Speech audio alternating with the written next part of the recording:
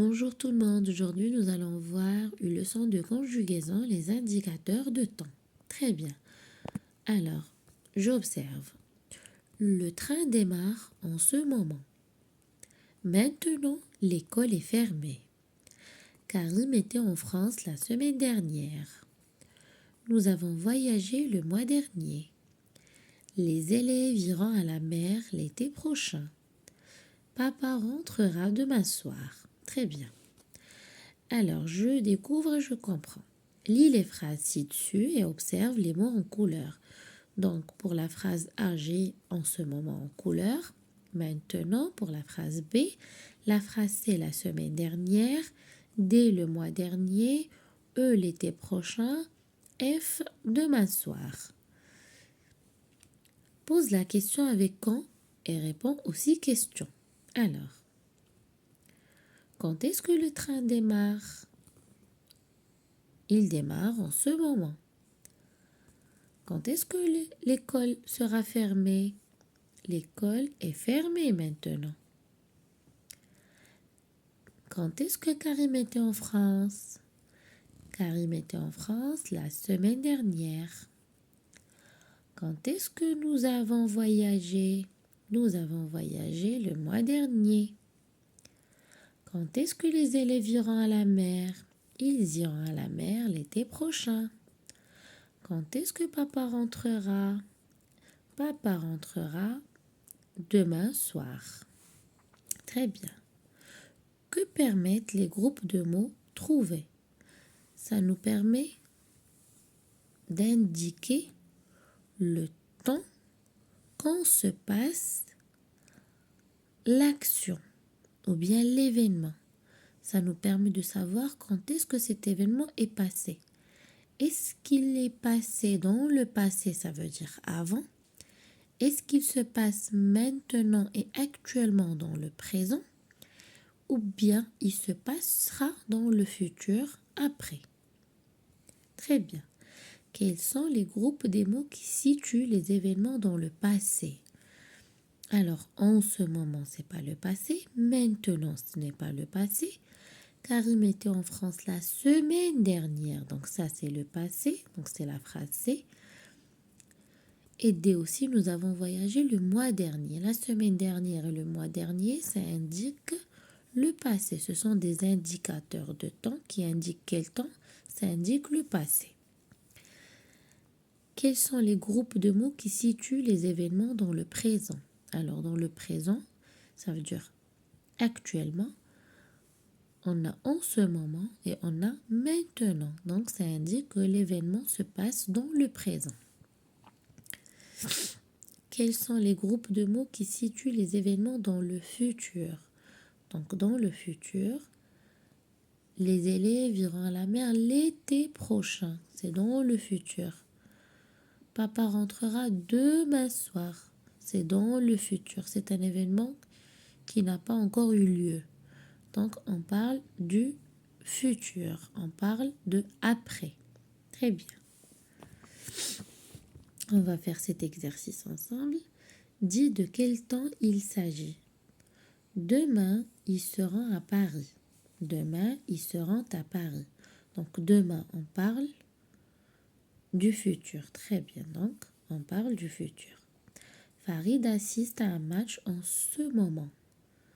On parle de maintenant. C'est le présent. L'année dernière, j'ai pique-niqué à Ifrane. Regardez, l'année dernière. Donc, on parle du passé. Lamine joue sous le préau avec Dania. Lamine joue sous le préau avec Dania. Regardez ici, on n'a pas un indicateur de temps. Par contre, on a le verbe qui est conjugué au présent. D'ailleurs, même avec les indicateurs de temps, vous avez le verbe. Par exemple, demain, ils seront. Donc, seront, c'est au futur.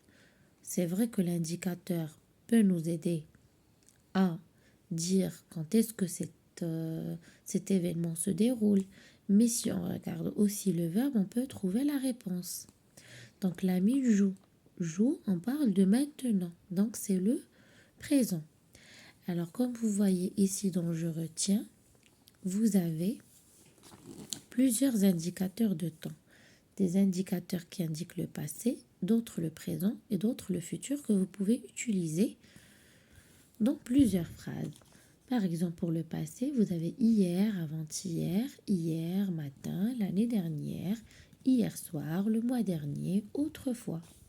Pour le présent, on peut dire aujourd'hui, ce matin, cet après-midi, cette semaine, ce mois-ci, cette année. Pour le futur, je peux dire demain, demain matin, la semaine prochaine, le mois prochain, l'année prochaine, l'été prochain, dans 2 jours, 3 jours, quelques jours, dans une semaine, dans 4 semaines, dans 2 mois, dans 2 années, 3 années, etc. Vous avez les 3 points de suspension. Ça veut dire que vous pouvez en ajouter encore d'autres indicateurs de temps. Voilà. On va faire l'exercice numéro 2, complète avec un indicateur de temps.